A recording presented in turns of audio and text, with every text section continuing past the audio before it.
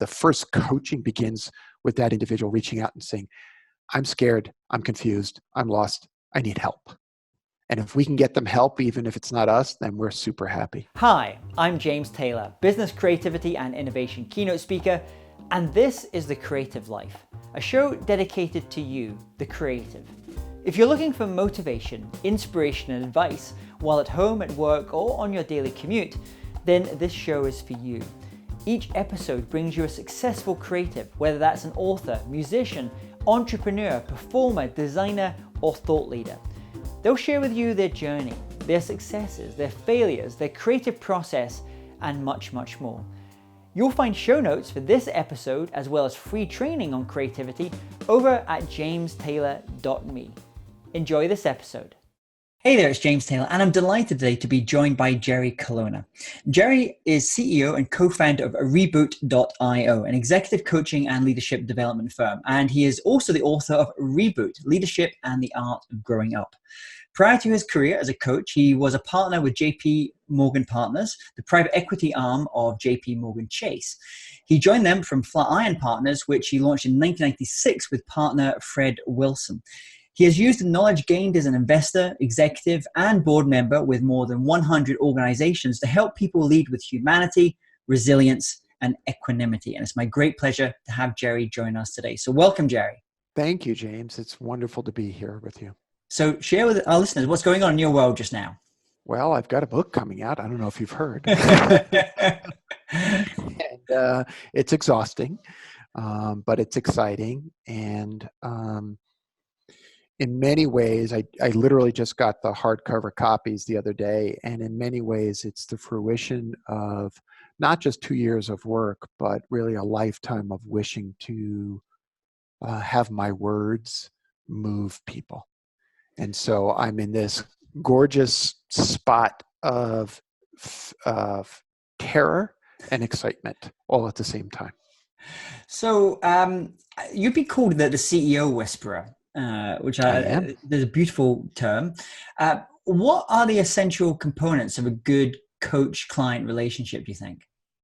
Well, you have to whisper a lot. No, just kidding. I think that the essential elements really boil down to the ability to empathetically create trust. And so that an image I will often give my clients is that I'm not standing behind them, pushing them, nor am I standing in front of them, clearing the way, but I'm standing next to them, shoulder to shoulder, saying, be careful, there's a pothole on the road ahead of you.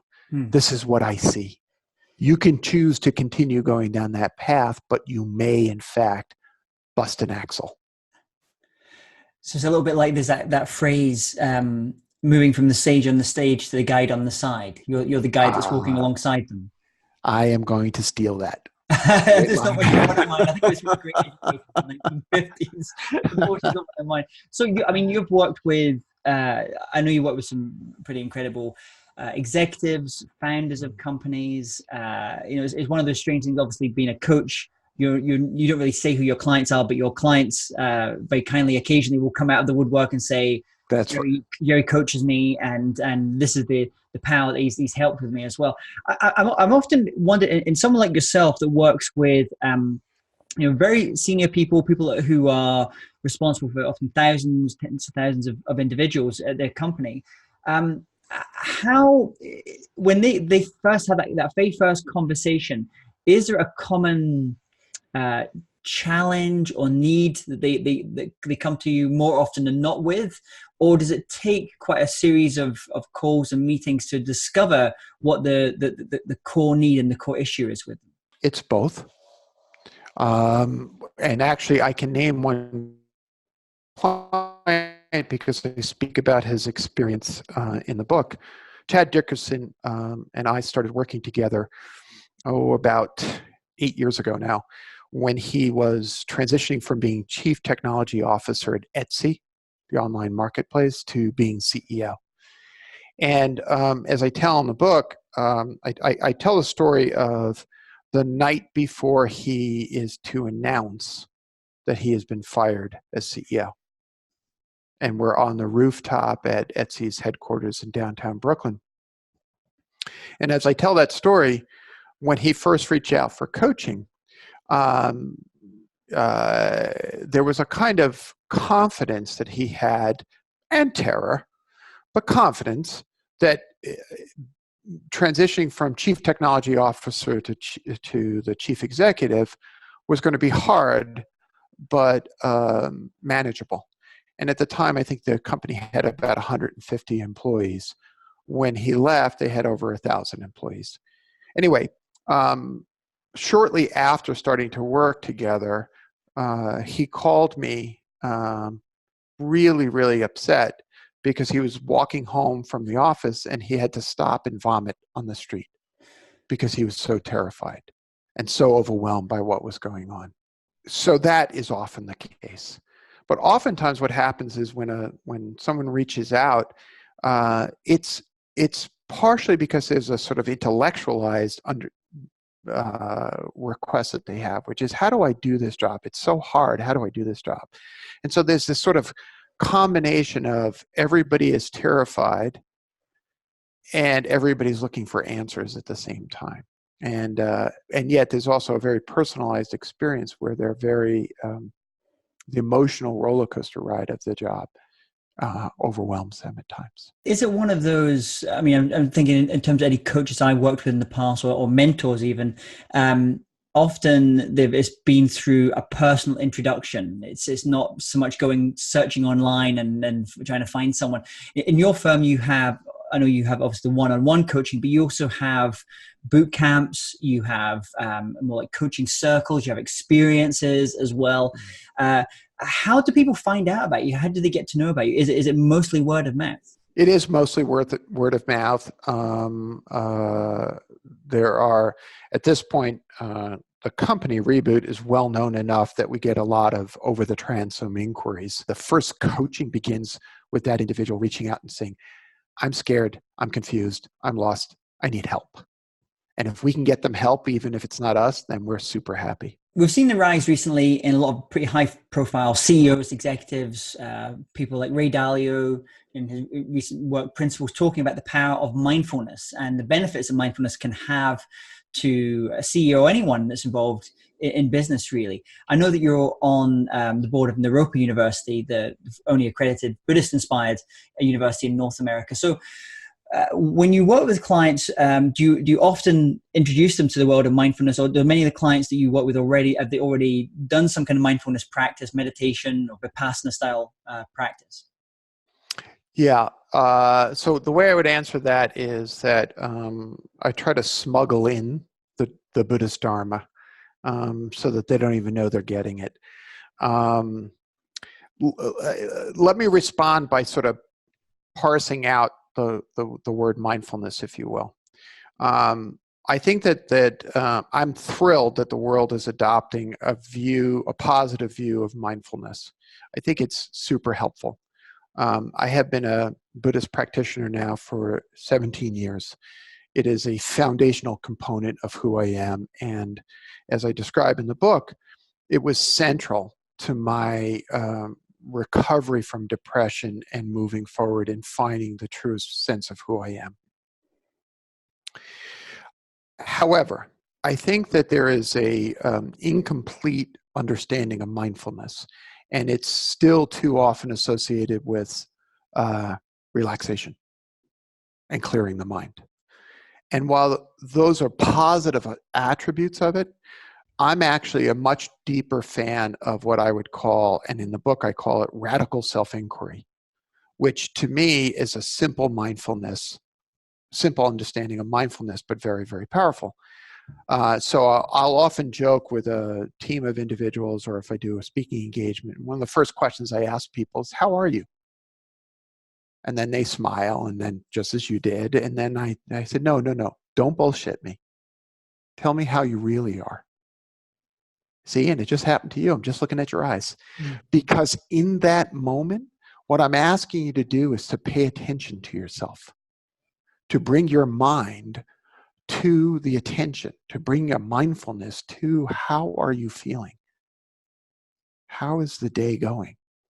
Now, that's a simple step in a very large and important arc, which is What am I really up to? How am I really behaving? What's truly motivating me? When I get all flummoxed in my work environment and I'm completely stressed out, what's the story I'm telling myself about that? What's the risk I'm carrying? What's the belief system that I need to overcome? First, by asking, for example, is it even true that the existential threat that I'm perceiving is in fact there for me? To me, that's a greater expression of mindfulness than sitting on a cushion, which I do every day, than sitting on a cushion to quote unquote relax and de-stress. And essential, well, I'll leave it at that. No, so on that point, making that differentiation between, just a relaxation exercise and obviously it gets used a lot for that. Mm-hmm. But moving it to this idea you had of radical self-inquiry, I know you also you've read and you researched a lot around Tibetan Buddhism specifically, and I seem to remember there was a great book called The Diamond Cutter about a jeweler who got into Tibetan Buddhism, and the one clear thing I remember from this book was this idea in Tibetan Buddhism. They have this idea of stopping 5 times a day. I can't remember the term for it, but making that stop 5 times a day. So the clients that you're working with, these are usually very busy individuals. They're running companies, they're building teams, they're traveling, they're doing all these things as well. When you start to, as you said, smuggle in mindfulness, how do you smuggle that into the daily activity so it becomes not something that's just about a little relaxation thing at the end of the day, but actually something a little bit deeper than that? Yeah, well, brilliant question, and I love your observation about those 5 points a day. And I don't care if it's 5 points a day, or if it's 11 points, or if it's 1,000 points. But imagine if before you start to move forward with whatever stress-inducing or stressful response you're having, you pause and ask yourself some simple question like, "What's the threat that I'm feeling?" Now, so you wanted a simple technique. Here's a technique that we teach. That all of the folks within REBOOT teach, clients and groups with whom we work.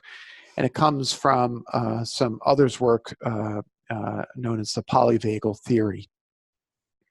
And we simply ask people, before they start a meeting, to check in with themselves and to share with their colleagues, are they red, yellow, or green? Green means I'm fully here, I'm fully present, I am good to go. Yellow means I'm sort of here, but I don't know, there's a lot of caution involved. And red, my body may be physically present, but my mind is back in the argument I had with my significant other last night. So go ahead, try to work with me, but I'm going to be a jerk. Right?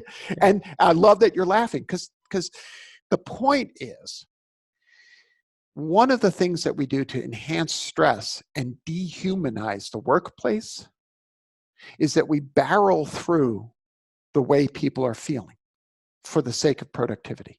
So I'll often say to a group of people, and we often work with technology startups who are very, very evidence-based, outcome-based folks. And they'll say, but yeah, I don't have time to start a meeting seeing how people are doing. This is not a therapy session. This is work. What are we doing? And suppose I say, okay, great. So what you're saying is you're going to do the 2019 product planning session when your VP of product is in the red. Good luck with the results on that. How long will it take before a fight breaks out in the meeting? How long will it take, if a fight doesn't break out, before you realize that the decisions that you made were terrible? Be my guest. How efficient is it? Whereas if we take those moments 5 times a day, 7 times a day to just say, oh, wait, I'm hungry. Maybe I should eat before I go into this meeting with my boss so that I'm not a wreck at the end of the meeting. Wait, I'm thirsty. Wait, I'm exhausted. Maybe I should take care of that before I have the performance review with my employee where their fate of their compensation lies in whether or not I'm dehydrated. To me, this is living mindfulness. This is day-to-day mindfulness. This is a way to stress an organization. This is a way to allow that humanity back into the organization. But it Because we're also not reminds, machine. yeah, it also reminds me. As you're saying this, it also reminds me a little bit. It was something I was just reading by Hal Gregerson from MIT about work he was doing with Ed.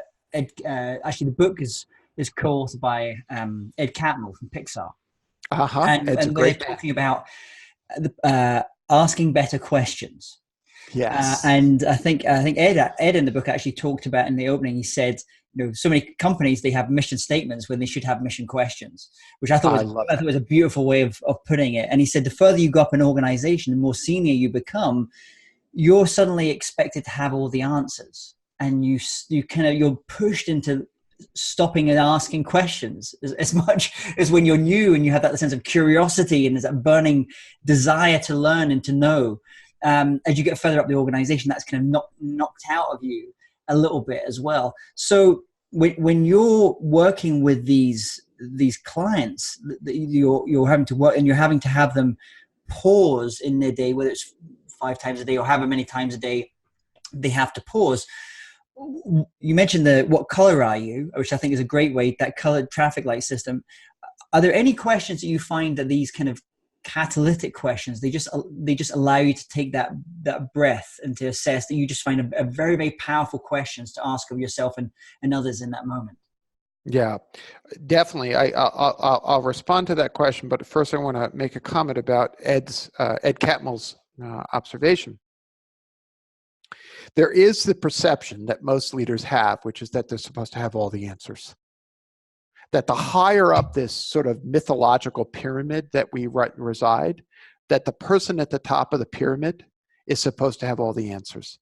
And if you think about it, it's actually kind of childish, right? Because, here in the States, we might have the president is the top of the pyramid. Heaven forbid that we expect any president to have all the answers to our life. It's our parents, it's God is sitting at the top of this pyramid, is going to have all the answers. That is an unbearable burden for an individual to carry, and it's an unsustainable, unworkable belief system for an organization to have. So that's thing one. Thing two, because leaders, those who hold positional power, have that belief about themselves, and we all unconsciously project that into them, so we feed that, everybody's walking around terrified because they know they don't have the answers. So everybody walks around feeling like an imposter and a fraud. So they pretend that they have the answers, undermining trust. Last, Ed's comment. The power of a well-asked question is it does two things. The first thing it does is it undermines that pressure that the leader is supposed to have all the answers. Now I can take a breath. Now I can just relax. Now I can just be creative in my questions. And the second is it allows people who actually are closer to the answers to bubble up. Because the corollary problem with this belief system is that no one else in the organization has the answers. If everybody's believing that the top of the pyramid has the answers, then who am I, who've just gotten off the phone with a customer and has a brilliant idea about how to fix the problem? I'm not going to say anything because I don't have power. Whereas if the leader opens up with questions, all of a sudden those who are led, those who have less positional power, get to float up interesting ideas. So, first part. Second part, what questions can we ask? How about this? What does success look like in our company? What does failure look like? Pause on those two questions. How do we expect the people that we lead to do well if they can't answer those questions? How about this? What kind of company are we building? What kind of company do we all want to collectively work for? Because guess what? We're creating that every day by our actions and our inactions. And then lastly, what kind of leader am I? The subtitle of my book is Leadership and the Art of Growing Up. what kind of grown-up do I want to be? Do I want to be one that induces trust? Do I want to be one that leads by love or fear? Both are legitimate. Which do I choose? Powerful questions, powerful questions. You mentioned something just before that about this idea of imposter syndrome. So I don't know if I'm correct in saying this. Is this your first book? Because you have built this career, business and VCs and all the learning that you've done over the years. And I was looking back, I thought, this can't be right. Because I know obviously your former business partner, Fred Wilson, is a prolific writer. Blogger. Yeah. Blogger. Yeah. So I have to ask, your own creative process, and was it a sense of imposter syndrome that held you back from writing a book for so long, or was it something else? Why did you decide to write this book now? A lot of questions in there, great questions, and nice coaching there, sir. Yes, this is my first book, and I'll acknowledge a little shame that still exists within me for that. And that's okay. Those cringeworthy moments are beautiful. It recalls something, a client. I met a client, a woman who became a client in January 2016, and she said to me after our first hour or so talking about the challenges she was going through, she said, quite innocently, "Have you written a book?" And I just felt utter shame. Because the truth is, James, I have wanted to write a book since I was a boy. As I describe in the book, finding my words was essential to me becoming the man that I was born to be. Finding my words took me out of the violence and fear of my childhood. So my relationship to words and writing goes back to being 5, 6, 7 years old. I've been journaling daily since I was 13. Okay. So when that client asked that question, even when you asked that question, there's a bit, at least now, I could respond. Originally, when the client asked that question, I felt shame because I hadn't yet done it. When you asked the question, I could look to the hardcover copy that's down below and I could feel relief. Still a little shame. Why didn't you do it sooner? That's the voice in my head. But now I could sort of point to this. And I remember when the uncorrected proof galleys came in and I opened the box and I smelled the paper and I started to cry. Because the words of others had meant so much to me in my own journey. And I felt like while lost in the woods, there was a path of pebbles in the ground. And I felt that for the first time in my life, I could put a pebble in the path for those behind me to follow. So that's how powerful this experience has been for me. And because it's been so powerful, I struggle still every day with the fear, even as we're speaking here, that I'm an imposter. Every single word of the book was in relationship with that part of me that said, you don't know what you're doing. No one's going to care. You're going to end up in the remainder bin. Who are you to think you could be an author? And how do you go to start taming or living with that voice? I remember Elizabeth Gilbert talking about this, and she said she almost treated it, I think it was Elizabeth Gilbert, it actually may be J.K. Rowling.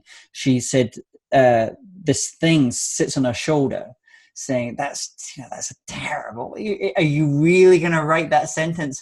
And she's now got to the point where she just turns around and says, it's quite comfortably to the, I know you have my best interests at heart, but I think I'm okay. I'm gonna go alone at this. Let me see. So, how did you manage to tame that voice, or at least make peace with that voice?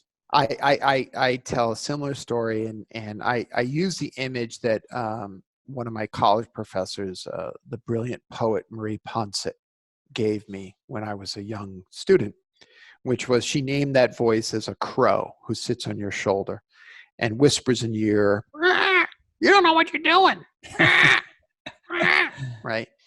And what I describe in the book is coming to love the crow and realize, just as whether it's J.K. Rowling or Elizabeth Gilbert said to you, and realize that the crow is just wants my best interest. It has my best interest at heart.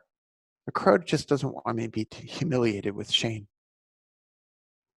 And so to be able to love the crows, thank the crows, and I love that movement. I just speak of it in the same way, to be able to say thanks, but I'm an adult now. I got this. And I can even bear the consequence of being rejected. Because the truth is, James, I'm proud of what I've written, even if no one else is. Love the crow, embrace the crow. As we start to finish up here, I'd love to know, so you've been heavily involved in technology over the years as an investor and as an advisor to many technology founders and executives as well. Are there any online resources or tools, apps that you find particularly useful, either in the creative work that you do in your writing, your coaching work, or you just find it you don't think it's something you could necessarily live without now? I don't know that there are online tools. Can I be analog and offline? Absolutely. I found Stephen King's On Writing to be incredibly helpful. I found Natalie Goldberg's Writing Down the Bones incredibly helpful. I found, and I speak about it in the book, Anne Lamott's Bird by Bird. That's a great book. All right. And from that, she gave me the, I'm going to curse again, so warning, gave me the phrase shitty first draft. Just allow the shitty first draft to come out, The other thing, and again, it's a very analog, non-offline, non-digital tool, is friends. And I remember one of my dear friends and writing buddy quoted something to me which I found really useful, which was, non-writers to writers will ask the writer while they're in the process, "Hey, how's your book going?" Okay. Writers to other writers will say something else. They'll say, "Do you want to talk about it?" Because the non-writer question, sometimes you just don't want to talk about it. Yeah. Sometimes you just you got to keep the cover on the rice pot cooking. So otherwise the rice becomes a mess, a gooey, gluey mess. So you just got to let that process work. And it's painful. And to be met by peers and friends who simply say, "Would you like to go for a walk? Get away from the damn keyboard and the screen?" Yeah. So that's the tool I would recommend. That's the tool of friends. And then you're in a beautiful part of America as well, up there in Colorado. If you were to recommend one piece of music, one album, one record, what would that be? Well, I don't know that I could recommend to others, but I can perhaps answer the question by telling you what kept me going. Bruce Springsteen's Growing Up. Perfectly appropriate theme here, but Springsteen on Broadway, when I started the process, I had read Springsteen's Born to Run, his autobiography. And as a young man, I, like legions of people, became fixated and attached to Bruce.